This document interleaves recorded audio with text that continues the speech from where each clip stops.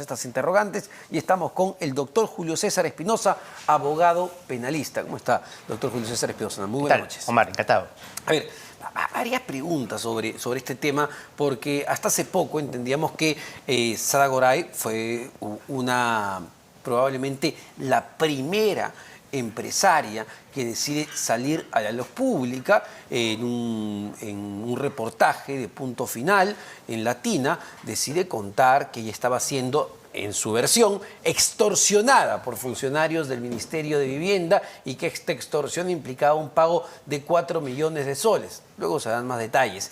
Pero, ¿cómo así una persona que en teoría estaba colaborando con la justicia pasa a calidad de detenida? Lo mismo con el periodista Mauricio Fernandini, que decide acogerse a la confesión sincera y termina siendo detenido. ¿Qué ha tenido que pasar para que el Ministerio Público cambie su actitud ante estos dos personajes? A ver, empecemos por la situación de Mauricio Fernandini, que me parece la más simple, la menos compleja, la menos relevante en realidad. Él se ha acogido, según se sabe, a la confesión sincera, pero de manera tardía. Es decir, ha brindado una declaración en la que ha indicado reconocer algunos datos, algunos hechos, brindando cierta información que ya se conocía, que ya había sido aportada por diferentes investigados, inclusive por algunos aspirantes a colaboración eficaz. Ahí me gustaría, para hacer un paréntesis, doctor, y que creo que es una diferencia importante, porque lo que hemos venido escuchando en los casos vinculados al expresidente Pedro Castillo y otros casos es la figura del colaborador eficaz, ¿no? Incluso hay una ley que se ha estado discutiendo sobre ese tema recientemente aprobada. Pero Mauricio Fernandini no es colaborador eficaz. Él se acoge a la confesión sincera. ¿Cuál es la diferencia fundamental? Es muy puntual. El que se acoge a la colaboración eficaz, así como el confeso, reconocen un hecho, pero la gran diferencia está que el que se acoge a la colaboración eficaz brinda muchísima información sobre el hecho que se le atribuye, como otros hechos referidos a delitos conexos, a otras personas, y además información relevante que permita establecer imputación o responsabilidad de gente o de personas que están muy por encima de su nivel de intervención. En términos simples, podría ser que es más valioso para la investigación un colaborador que un confesor. Que un confesor, que es lo único que hace es reconocer su intervención, no brinda información adicional. Por eso es que el confeso tiene cierto grado de beneficios, pero nunca tantos como los que en teoría podría alcanzar un colaborador eficaz, inclusive la exención de la pena, que es en buena cuenta el perdón de la pena al final del proceso. Entonces, ya dependiendo de la calidad de información. Entonces ya por ahí Mauricio Fernandini no era atractivo para el Ministerio, Público. En términos de información no lo era. Lo que sí revela lo que ha ocurrido el día de hoy es que la Fiscalía está dirigiendo y centrando toda su estrategia de investigación y de generar un caso contra la señora Sada Goray. Quiere decir, y esta es una deducción que parece bastante, digamos, consistente hacerla, quiere decir que la señora Sada Goray no ha brindado toda la información que tenía que haber brindado en su condición de aspirante a colaboración eficaz, pero además ha venido, al parecer, dosificando, modificando sus versiones y ocultando información que la Fiscalía la ha podido adquirir de otra fuente. Eso es muy importante. Bueno, estamos conversando con el doctor Julio César Espinosa, abogado penalista, sobre estos casos, y hablábamos en principio justamente de Mauricio Fernandini, doctor, y decía que la situación de él es la más sencilla, pero también la más compleja para él, ¿no? Porque es el que presenta, entiendo, el caso menos atractivo para el Ministerio Público. Sí, en realidad Mauricio Fernandini es un eslabón quizás el más notorio mediáticamente, pero lo central es que la Fiscalía evidentemente está apuntando a recabar información valiosa, información de mucha calidad, que seguramente la señora Sada Goray la tiene. Y a la luz de lo que ha ocurrido en su, digamos, estrategia de defensa, que es primero negar los hechos o decir que ha sido suerte de una víctima de un chantaje, después reconocer los hechos y luego, según ha trascendido de la información y de la resolución que hoy día se ha ejecutado, existirían algunos otros colaboradores, aspirantes a colaboradores eficaces, paralelas a la solicitud de colaboración de Sada Goray, que han brindado información adicional que ella nunca comunicó a la Fiscalía y que evidentemente choca y hace sentir a la Fiscalía que es una colaboradora que está calculando información, que está dosificando o que está sencillamente no brindando la información que la Fiscalía necesita para aspirar a un beneficio de la gravedad del caso que se le imputa. Es decir, doctor, no solo hablamos de, Mauricio Fernandini, Sada Goray, Salatiel Marrufo, que fueron los que participaron en esta famosa reunión en la casa justamente de Fernandini, sino también de Pilar Tijero, ¿verdad? Que es la prima de Mauricio, amiga de Sada Goray.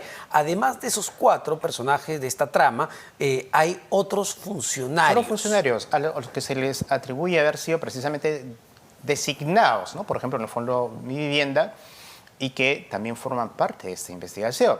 Entonces, no se descarta que esos funcionarios que son, digamos, como que la parte, digamos, funcionalmente o burocráticamente interesante en esta trama, pero la parte quizás más débil, estén brindando información de manera paralela que la Fiscalía no la sabía por parte de quien era la principal aspirante a colaboración eficaz. A eso hay que agregar, además, que según la información de la resolución que ha ido más o menos circulando, existen datos que evidencian peligro notorio de fuga de esta señora, ¿no? El hecho de que esté, según se ha conocido, tramitando visas en otros países, de que aparentemente esté tratando de hacer algún trámite para dejar inactiva su residencia en Perú, y el hecho de que además cuente con un número bastante importante de domicilios, de propiedades, así como números de celulares, entre otros elementos, hacen indicar que en ella existe un peligro tangible de fuga. El hecho de estar alojada en un hotel, o sea, solo el hecho de estar en un hotel ya de evidencia que ella no tiene de modo inmediato un domicilio, digamos, real inmediato acá en Lima para poder asentarse, y ese tema va a jugar en su contra en lo que viene del caso. Y ella claramente no radicaba en el Perú, es decir, en la historia que se ha contado, cuando Pilar Tijero se le acerca para decirle y ofrecerle este negocio, ella ya estaba residiendo en los Estados Unidos. Lo que pasa es que se ha podido percibir claramente que la señora Sada Goray ha pretendido llevar adelante un proceso de colaboración eficaz que era más o menos su objetivo, a larga distancia, ¿no? O sea, o desde República Dominicana, o desde Uruguay, o desde Brasil quizás, o desde Estados Unidos. Y según los acontecimientos del día de hoy, yo podría afirmar y asegurar que eso la Fiscalía no lo va a aceptar, sea cual fuese el desenlace de lo que ocurre en los próximos 10 días. Claro está, conforme a las reglas de experiencia y los procedimientos de casos similares, si hay una orden de detención preliminar, la Fiscalía, de todas maneras, al vencimiento de los 10 días, va a requerir la prisión preventiva, por lo menos de los principales investigados. Así es que, sea cual fuese el desenlace y el modo como la señora Sada afronte estos 10 días, lo que quede del proceso, con o sin prisión preventiva, va a ser con ella arraigada acá en el Perú necesariamente. Así continúe su proceso de colaboración eficaz. Doctor, solo unos instantes, según fuentes de RPP, atención a lo siguiente, según fuentes de RPP Noticias, confirman que mañana se realizará la audiencia de control de identidad de Mauricio Fernandini y Sada Goray. Es decir, en cualquier momento Mauricio Fernandini es trasladado, entendemos ya, ¿a dónde sería? ¿La carceleta del Poder Judicial, verdad? ¿O a la prefectura? No, pasan primero a la prefectura. La prefectura los custodia hasta el momento en que lo ponen a disposición del juez. En este caso, el juez Raúl Tolentino, que es el que ha ordenado la detención y ante quien se tienen que presentar ya el día de mañana para la audiencia de control. Una vez que termina la audiencia de control, una audiencia simplemente de verificación de su identidad y de su estado de salud, pasan ya a disposición del INPE para que disponga lo que corresponda o a la prefectura para su custodia durante estos 10 días. La seguridad del Estado es la que se encarga en este caso de, durante los 10 días, darles toda la protección necesaria, tiempo donde se van a realizar las diligencias urgentes, declaraciones, la información que les están incautando en el hotel a la señora, a Mauricio Fernandini en su domicilio y a los otros investigados, y además contrastar, confrontar sus declaraciones. Es la oportunidad que tienen, digamos, la última oportunidad que va a tener tanto Mauricio Fernandini como la señora Sada Goray, principalmente, de brindar toda la información necesaria y que la Fiscalía, entiende, la maneja. No solamente refería a funcionarios de segundo nivel, a miembros del directorio del Fondo Mi Vivienda, sino se entiende que la Fiscalía presume que manejan información de personas, de funcionarios o estatales o inclusive empresarios de más alto nivel que están muy por atrás de este tema y que hasta el momento no se ha aportado. Es decir, doctor, porque en la versión de Sada Goray, ella nunca se reunió ni con Heiner Alvarado, el ministro de Vivienda de ese entonces, y menos con el expresidente Pedro Castillo. Y además, ella hasta el momento tampoco ha revelado que haya habido empresarios por encima de ella que hayan estado interesados en los contratos y convenios que ganaba su empresa Marca Group con el Fondo Mi Vivienda. Es decir, la hipótesis es que hay mucha más información y hay otros personajes involucrados en esta trama que no son revelados ni por Sada Goray, no sé si por Mauricio Fernandini. De todas maneras, principalmente Sada Goray. O sea, la hipótesis de la Fiscalía, y se infiere del modo como hoy día ha cambiado la estrategia, una estrategia de generar una acción mucho más frontal contra alguien que se supone es colaborador eficaz. O sea, el colaborador eficaz de alguna manera va de la mano, por eso se llama colaborador, porque es una suerte digamos, persona que contribuye a la labor, que está en la misma línea de trabajo de la Fiscalía, pero de momento que la pone al frente con un mandato de detención como este es porque evidentemente hay la presunción de que hay una información muchísimo más importante de la que ella ha brindado y que no la ha presentado, así que durante estos 6 días es la oportunidad que tiene. De eso definirá su situación como ha ocurrido en otros casos. En otros casos, durante los 10 días de prisión, de detención preliminar, hay personas como el caso del empresario Hugo Espino. Él estuvo en detención preliminar 10 días, terminaron los 10 días, salió, no pidieron prisión respecto de él, sino respecto de los otros implicados. Esto podría también suceder con ella si es que brinda información de calidad. Porque tanto, y recordando ese caso, que curiosamente también tiene que ver con el Ministerio de Vivienda, Así pero es. por otra arista, ¿no? El caso Anguía. Así es. Hugo Espino y la hermana, a quien lo habían involucrado, deciden contar absolutamente todo. Los implicados, las fuentes del dinero. En esos 10 días revelaron absolutamente toda la información. Ese es el camino que tendría que llevar adelante y que la Fiscalía le está planteando, ¿no? La colaboración eficaz, para decirlo en términos muy simples, no es como un juego de póker donde uno va dosificando, calculando y qué carta saco sobre la mesa y me guardo el lazo debajo de la manga. No. En la colaboración eficaz, todas las cartas sobre la mesa. Y acá ha habido una actitud muy clara, haciendo un poco de memoria, cuando Sada Goray decide colaborar con el Ministerio Público y contar todo además en televisión nacional, en este reportaje de Punto Final en Latina. Ella se presenta como una extorsionada. Ella no reconoce en ese momento que haya cometido un delito. Ella dice que fue víctima de extorsión de parte de estos funcionarios del Ministerio de Mi Vivienda, el señor Salatiel Marrufo en particular, y que efectivamente lo que entregó, esos más de 4 millones de soles, no eran una coima, en su entender, eran un pago por la extorsión. Entonces, empieza mal, empieza mintiendo de alguna manera. Empieza negando responsabilidad, porque decir que ha sido víctima de un chantaje, de una extorsión, es decir que ha sido perjudicada y forzada por una suerte de organización al interior del Ministerio de Vivienda.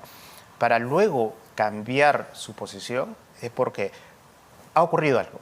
Y eso que ocurrió es la presencia de Salatiel Marrufo, que también es un dato totalmente conocido. Él avanzó su colaboración, brindó mucha información, y Sada Goray no tenía otra alternativa que reconocer los hechos. Pero se ha complicado su situación, es evidente, y creo que la Fiscalía está dando pasos bastante agudos para que esta situación se defina en los próximos 10 días. Vamos a hablar de Salatiel Marrufo, que es un personaje clave también y que además tuvo implicancias en lo que fue el golpe de Estado que dio en su momento el expresidente Pedro Castillo, pero tenemos otra información que usted mencionaba, doctor, y que justamente está en la resolución de detención. Y ahí está, mucho más específico lo que considera el Ministerio Público. Señala lo siguiente: además, se ha indicado que la investigada estaría postulando, a ver si me acomodan, si acomodamos el documento, ahí está. Además, se ha indicado que la investigada estaría postulando para una Golden Visa y estaría tramitando su residencia fiscal en el país de Uruguay. También tenemos que estaría haciendo las coordinaciones para efectos de hacer la consulta sobre pérdida residencia en Perú para evitar 30% de ganancias de capital. No quería pagar impuestos la señora. Y se ve la posibilidad de alternativas para que pueda elegir, esto es, Portugal, Panamá y Paraguay.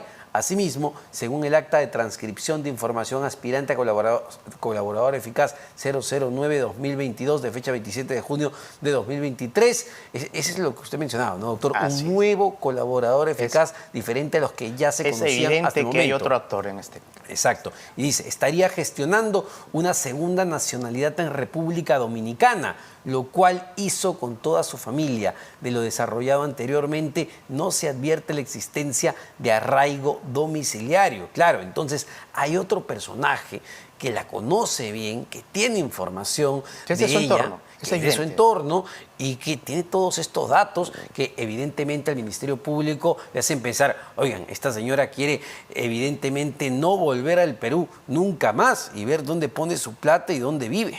Y es una información que se entiende, la señora Saoray no se imaginaba que iba a surgir, porque si tú has verificado ese párrafo, es una declaración de un aspirante a colaborador del 27 de junio. O sea, hace una semana se ha recabado esa información que es actual, lo que indica que no brindaba toda la información y que estaba ocultando una serie de datos, inclusive los que están vinculados a su arraigo, ¿no? A su capacidad de someterse. El colaborador tiene que someterse a la disposición de la Fiscalía, pero si paralelamente está desarrollando una serie de acciones para tratar de residir fuera y desligar su arraigo en el Perú, evidentemente el peligro de fuga se hace mucho más intenso y eso justifica la medida que se ha dictado.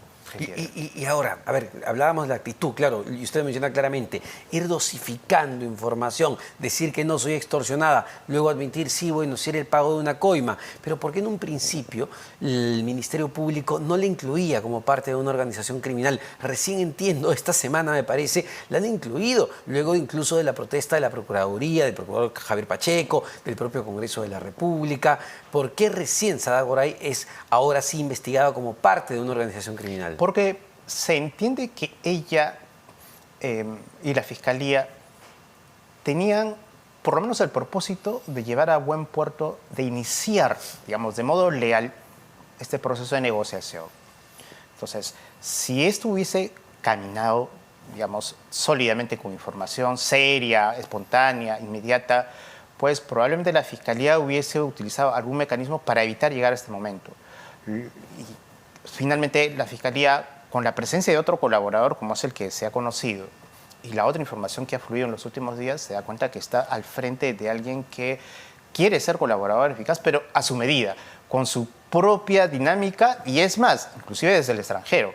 Y eso la Fiscalía no lo va a permitir, no solo porque han habido reclamos insistentes de diversos, digamos, actores del sistema penal cuestionando ese modo de llevar adelante un proceso. El sistema normativo no permite hacer eso.